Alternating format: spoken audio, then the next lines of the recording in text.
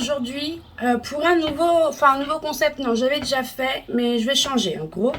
J'avais fait, je m'impose une lecture où je pioche 3 petits bouts de papier et du coup, vous voyez mes lectures imposées. Du coup, on est mi-juin, je n'ai lu qu'un livre sur mes 3 lectures imposées. Peut-être que je vais y arriver, hein. Je dis pas que je vais pas y arriver. C'est possible que j'y arrive. Mais du coup, je me suis dit qu'on va changer un peu la règle. Où du coup, au lieu de tirer 3 papiers, j'en tirerai 5. Et ces 5-là feront partie d'une pile à lire du mois. Ce qui veut dire que si j'en lis que 2, voire 3 sur 5, bah c'est pas grave quoi. Mais je serais quand même contente, j'en aurais lu. J'aurais une petite sélection et voilà, je serais contente. Donc du coup, maintenant, je pense plus faire ça. Et du coup, on retrouve cette petite boîte. Malheureusement, j'ai pas mis les dernières nouveautés que j'ai mis. Donc on a encore les vieux. Mais est-ce grave? Non. À côté de tant mieux. Plus c'est vieux, plus ça fait longtemps qu'ils ont, plus je devrais les lire. Donc c'est pas très grave. Donc on commence. En espérant que ce ne soit pas des classiques. Hein, parce que je peux vous dire que si des classiques, ils seront encore dans la pile à lire. Hein. On commence avec Les Enfants de la Liberté. Alors ça, si je me souviens bien, ouais, il est là. C'est un Marc Lévy. Attendez. Hop.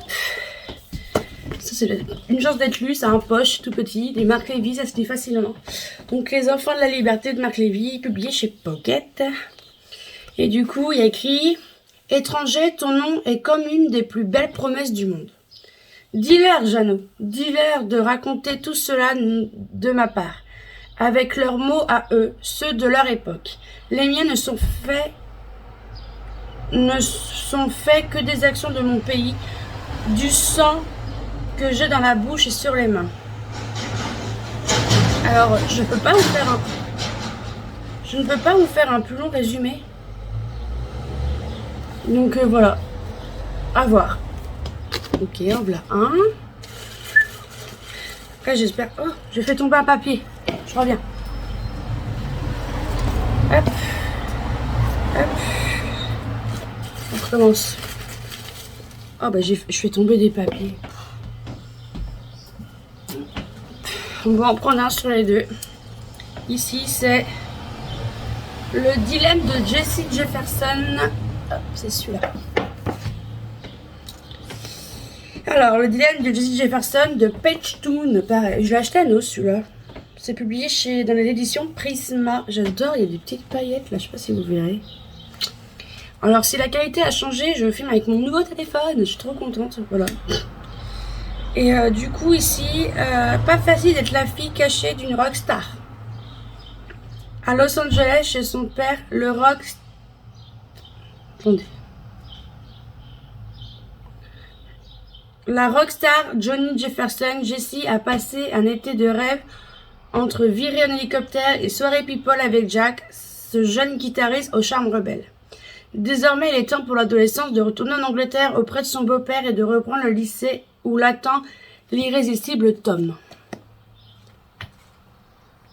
Je me fais peur toute seule, je suis désolée. Alors qu'elle veille à garder son identité secrète, Jessie découvre avec stupeur que la presse l'a démasquée. Traquée par les paparazzi, elle doit se rendre à l'évidence. Sa vie ne sera plus jamais la même. Doit-elle repartir en Californie comme l'exige son père? A-t-elle prête à laisser derrière elle ses amis du lycée, à quitter Tom et retrouver Jack? Pour Jessie, l'heure des choix a sonné. Voilà, c'est en jeunesse quoi. Ça peut se lire facilement. À voir. Je peux pas vous donner ce que j'en pense alors que je l'ai pas lu. Hop. Hop. Ouh, on commence avec un tome de saga. Le tome de saga. Faut pas que je fasse tomber. Le tome 1 de la saga Les Héritiers de Erin Watt avec la princesse de papier, publié chez Hugo. Une belle brique à suivre par contre. Hein. Ouh. Un beau bébé. Ouais, c'est net, purée. Ouais, 400 pages pourtant. C'est le format qui fait ça. Et du coup, ici, on va suivre Et Harper est une battante. Tant mieux. Une éternelle optimiste. Elle a passé sa vie à déménager de ville en ville pour suivre sa mère. À voir. Je reviens. Je suis pas loin, je ferme la fenêtre, il y a des gens qui me regardent, ça me stresse. Alors, on recommence. Donc, j'ai pioché celui-là. Ella Harper est une battante, une éternelle optimiste. Elle a passé sa vie à déménager de ville en ville pour suivre sa mère, à avoir des fins de mois difficiles et à penser qu'un jour, elle allait s'en sortir. Mais quand sa mère meurt, elle se retrouve seule au monde. Jusqu'au jour où Callum Royal apparaît dans sa vie. Fini la galère et les clubs de striptease pour payer ses études. La voilà dans le grandiose manoir des Royal, je dirais, de l'argent, du luxe, du confort. Et les 5 fils de Callum. Ça pue, ça.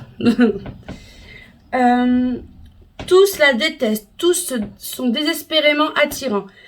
Le plus charismatique d'entre eux, Reed Royal, est celui qui est le plus déterminé à la renvoyer là où il pense qu'est sa place, dans un monde de dénuement qu'elle n'aurait jamais dû quitter. Et s'il avait raison. Argent, excès, tromperie, faux semblants, tout un univers qu'Ella découvre avec stupeur. Si elle veut survivre dans le royaume des Royals, il va falloir qu'elle apprenne à édicter ses propres règles royales. Ça a l'air bien, ça. Et c'est une saga de 5 et j'ai la saga complète. Donc je suis contente de commencer une nouvelle saga. La saga en cours là c'est Adopted Love d'ailleurs. J'ai même pas fini le deuxième. Il est tellement mou que je m'ennuie. Alors bah voilà.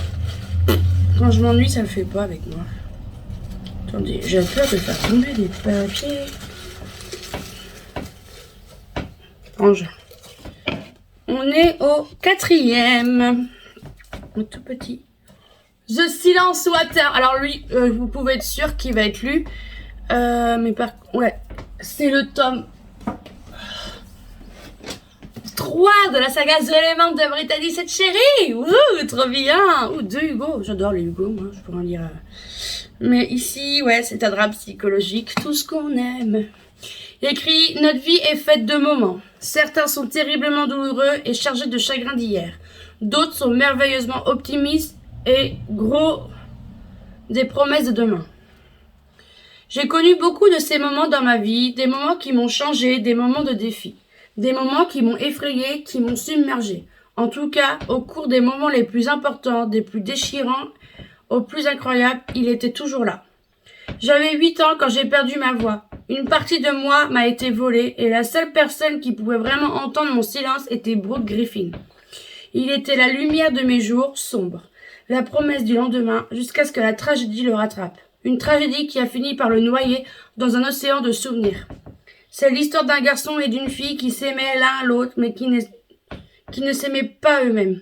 Une histoire de vie et de mort, d'amour et de promesses brisées. Oh mon Dieu, j'ai envie de pleurer en lisant le résumé. Purée.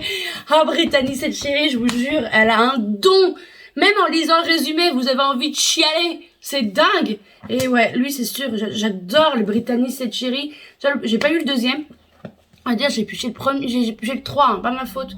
Mais bon, vu que c'est une saga, mais chaque saga se lit indépendamment, c'est très intéressant. Déjà que le premier, oh mon Dieu, j'ai cru que j'allais me vider les larmes. Franchement, j'étais pas bien.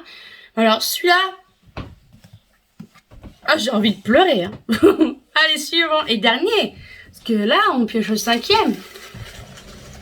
Je sais pas. 5, c'est pas mal. Je lis même pas 10 romans par mois. Je peux vous dire que 5, c'est pas mal. Hop. Ouais, je sais, je prends mon temps. Ah. Attendez. Hop. Je n'ai plus rien. Complètement cramé. Gilles Le Gardinier.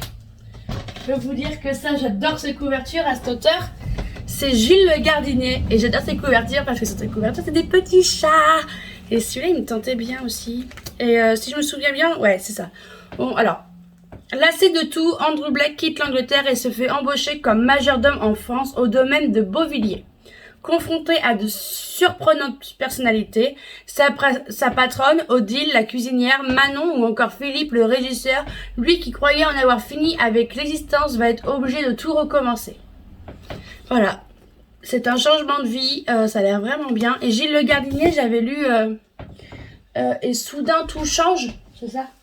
Ouais, et j'avais plutôt bien aimé sa plume, et j'aurais envie... J'ai bien envie d'en piocher un autre. J'ai bien envie de, je sais pas, une BD. En fait, je suis à fond. Je me dis, ouais, allez, pour une poche à dernier. Je pourrais faire toute la journée, hein, je vous le dis. Ah, celui-là. Il est bien pilier. Hop, déjà, on va essayer de le mettre à l'endroit. Illusion. Oh, j'ai pas pioché le plus petit, hein. Ah, je vous le dis. Mais j'ai pioché. Hop, attendez, il y a la plante qui me fait chier.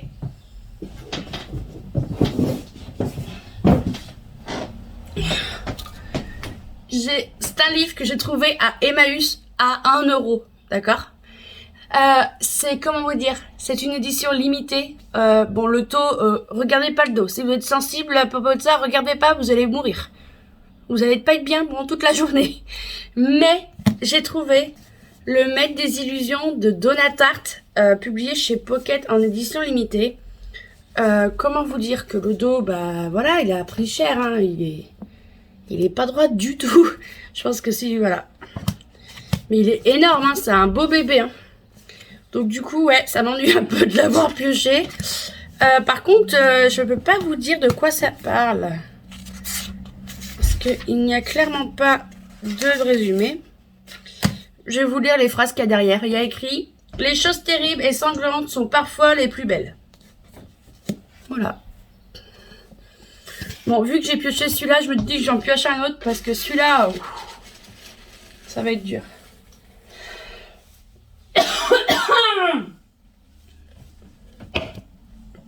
Et le dernier, j'espère, le marchand de sable de Gaïa Alexia. Il est juste là. On sait. Range-toi, toi. C'est encore un Hugo, hein. Mais bon, c'est le marchand de sable, il est tout petit, écrit quand l'homme de ses cauchemars surgit dans sa vie. Donc ça peut être intéressant. Non, la note est... Pardon, j'entends des bruits, ça me fait peur. Nola a tellement dû croire à la légende du marchand de sable lorsqu'elle était enfant que des années plus tard, il est un de ses cauchemars. Précédé de papillons rouges sang et semant du sable derrière lui, Nola le sent. Il n'attend qu'une chose, s'en prendre à elle. Pour l'éviter, elle se plonge dans ses cours jusqu'à tard dans la nuit, notamment dans ceux de la mythologie nordique, cette manière qui lui donne du fil à retordre tant qu'elle est éveillée. Tout va bien pour Nola, mais que se passerait-il si rêve et réalité se confondaient et que l'homme de ses cauchemars apparaissait au détour d'une rue. Aux heures les plus sombres se joue une course-poursuite digne de la cavalcade de la lune en pleine nuit. Et c'est une romance fantastique. Pourquoi pas? Du coup, on a 2, 4, 6, 8 livres pour faire une petite pile à lire du mois de juin. Alors, nous avons, du coup, Le marchand de sable de Gaïa Alexia, Le Maître des illusions de Donatarte, qui est immense d'ailleurs, Complètement grappé de Gilles Le Gardinier, Silence Water de Brittany Setcheri, La princesse de papier, le tome 1 de la saga Les héritiers de Erin Watts. Ça va pas... Non, promis, ça tombera pas. J'ai dit, ça tombera pas. Le dilemme de Jessie Jefferson de Pelchtoon. Un petit jeunesse, ça, je pense que ça va se lire facilement. Et pour finir, Marc Lévy, Les enfants de la liberté. J'espère pouvoir en lire certains. Honnêtement, sur tous ceux que j'ai piochés, ceux qui me tentent le plus, c'est Le marchand de sable, le Brittany Setcheri et voir Marc Lévy et Gilles Le Gardinier. Honnêtement, c'est ceux qui me tentent vraiment le plus. Et du coup, je pense que je vais faire ça plus souvent, car on ne vit plus chez nous en ce moment. Donc, j'ai pas ma bibliothèque avec moi. Donc, je pense me faire des petites piles à lire comme ça au pif, sans compter que j'ai des emprunts bibliothèques que je lis. En ce moment, je suis très BD. J'ai lu 3 romans graphiques. Franchement, j'ai adoré. D'ailleurs, je suis en train de penser la mythologie nordique là, à propos du marchand de sable. Ça me fait penser un peu à Styx Rider de Calypso Caldin, qui est un peu dans la mythologie grecque. Si vous voulez voir mon update lecture là-dessus, c'est dans la vidéo juste avant. La vidéo de samedi dernier. Et du coup, ouais, c'était vraiment bien. Bon, croisons les doigts que ça fonctionne. Je le sens pas. Hein. Mais bon, passez un excellent samedi. Prenez soin de vous. Prenez une bonne lecture. Et sur ce, bye!